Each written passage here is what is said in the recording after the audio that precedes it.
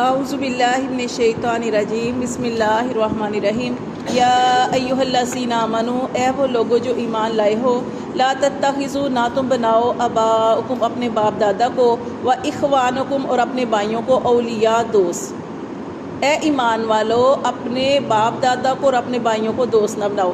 جب آپ یہاں تک آیت پڑھیں گے تو آپ اس کا غلط مطلب نکالیں گے۔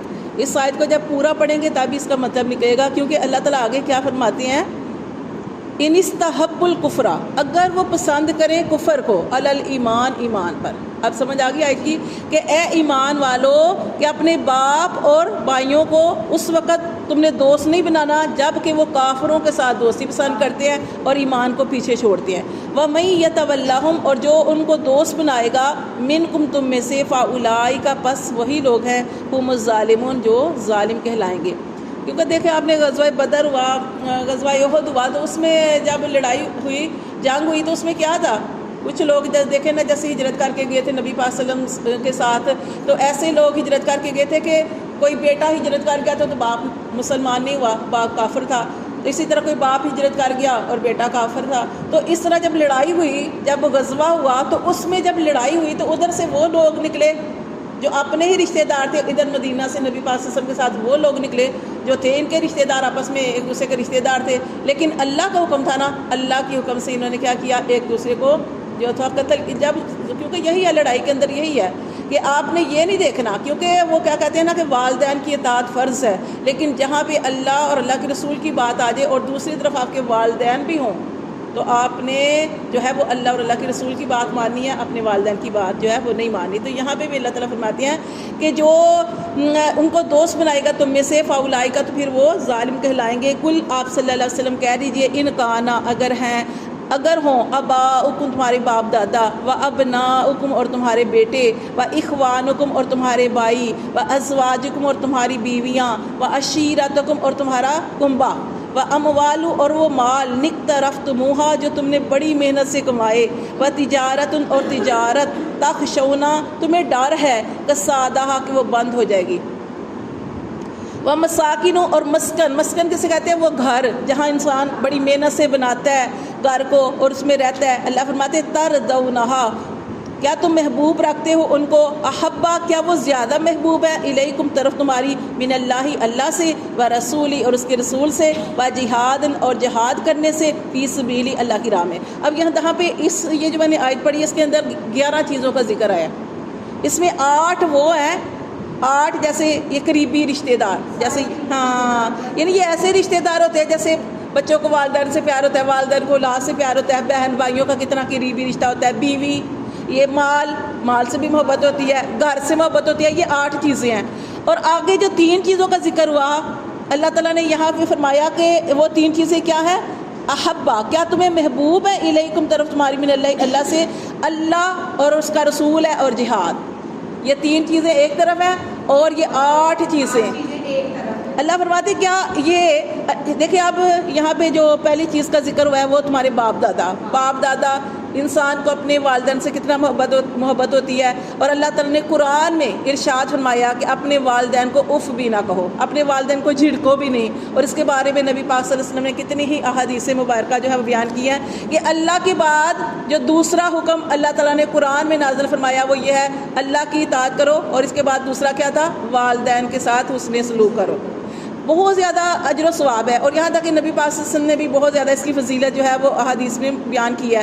لیکن اللہ تعالیٰ فرماتے ہیں جہاں پہ اللہ اور اللہ کا رسول اور جہاد یہ چیزیں آ جائے اور دوسری طرف تمہارے یہ رشتے ہوں تو آپ نے ان کو چھوڑ دینا ہے۔ لیکن یہاں یہ نہیں ہے کہ آپ نے، اگر وہ کفر پہ ہیں، اگر وہ کفر پسند کرتے ہیں تب، ہاں ایسے نہیں، ویسے تو دیکھیں نا اتنی زیادہ ان کی فضیلت ہے۔ اب یہ ہے کہ دیکھیں اللہ فرماتے ہیں تمہارے باپ، و ابناؤکم، اور تمہارے بیٹے، اولاد سے کتنی محبت ہوتی ہے، اولاد سے کتنی محبت ہوتی ہے، اللہ فرماتے ہیں اور تمہارے بیٹے، و اخوانکم، اور تمہارے بھائی، اگر تمہارے بھائی جو ہیں وہ بھی کفر کو پسند کرتے ہیں، تم ان کے ساتھ دوستی نہیں رکھو گے، ہاں وہ تمہارے قرابت والے ہیں، تمہارے قریبی ہیں، ان سے دوستی نہیں رکھو گے۔ ہاں دیکھیں جیسے موسیٰ علیہ السلام کا قرآن مجید کے ذکر آتا ہے کہ موسیٰ علیہ السلام جو تھے انہوں نے اللہ تعالیٰ سے کیا دعا کی تھی کہ اللہ میرے بھائی ہارون کو میرے ساتھ لگا دے میری مدد کے لیے۔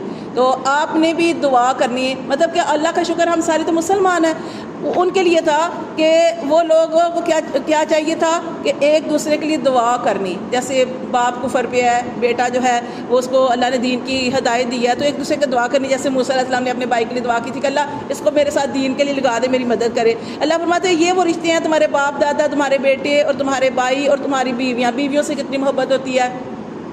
اللہ تعالیٰ نے فرمایا یہ رشتہ سب سے پہلا رشتہ ہے جو اللہ تعالیٰ نے دنیا میں بنایا. سب سے پہلے آدم اور اماں حوا کا رشتہ. اور اللہ تعالیٰ نے قرآن میں ارشاد فرمایا کہ اللہ تعالیٰ نے اس میاں بیوی کے درمیان محبت اور رحمت رکھی ہے، محبت رکھی ہے. اللہ فرماتے ہیں بیویوں سے اللہ تعالیٰ نے یہ نہیں فرمایا کہ ان سے نہیں کرو. اللہ تعالیٰ فرماتے ہیں ان سے اچھا سلوک کرو، لیکن اگر یہ کفر کو پسند کرتے ہیں تو پھر ان سے ہٹ جاؤ، منہ موڑو.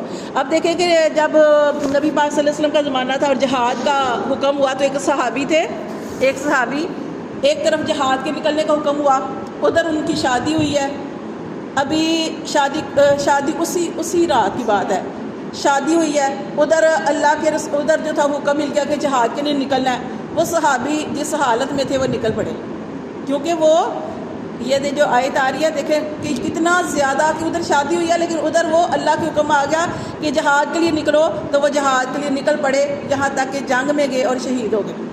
جب شہید ہو گئے تو جب ظاہر آپ کو پتا دفنانے کی باری آئی تو بیوی نے کہا کہ یہ تو غسل جنابت یعنی یہ غسل ان کے اوپر فرض تھا اور یہ ان کو غسل دیا جائے. تو نبی پاک صلی اللہ علیہ وسلم نے ارشاد فرمایا شہید آپ جانتے ہیں نا کہ شہید جو ہوتا ہے نا اس کو غسل بھی نہیں.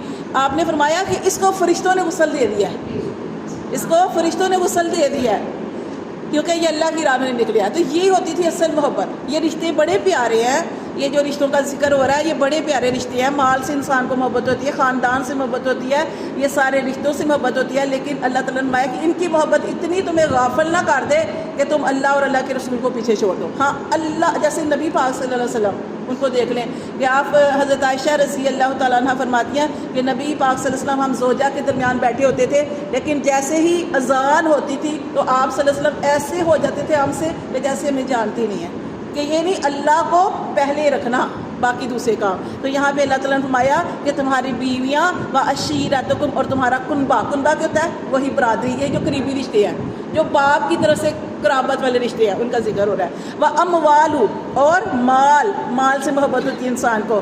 اللہ نے یہ سارے پیارے پیارے رشتے بیان کیے ہیں. اللہ فرماتے ہیں نقترفتموہا، جو وہ مال ایک مال ہوتا ہے وراثت میں ملتا ہے، ایک مال وہ ہوتا ہے جو تحفے میں ملتا ہے، ایک مال وہ ہوتا ہے جو انسان بڑی محنت کر کے کماتا ہے. اللہ فرماتے ہیں کہ وہ مال جو تم نے کمائے وہ تجارت تم کرتے رہے، تخشونا تم ڈرتے ہو کہ اگر ہم نے ان سب چیزوں کو چھوڑ دیا اور اللہ کے رسول کے ساتھ چلے جہاد کے لیے نکلے تو تم ڈرتے ہو کسادہ کہ وہ ساری چیزیں تم پر بند ہو جائیں گی، یہ سارا کچھ جیسے وہ بند ہو جائے گا تم پر. اللہ فرماتے ہیں وہ مساکینوں اور گھر جس گھر میں تم رہتے ہو اپنے محنت سے بناتے ہو، اس گھر کو پسند کرتے ہو، وہ گھر جس کو اللہ تعالیٰ نے فرمایا کہ وہ سکون کا ذریعہ ہوتا ہے گھر.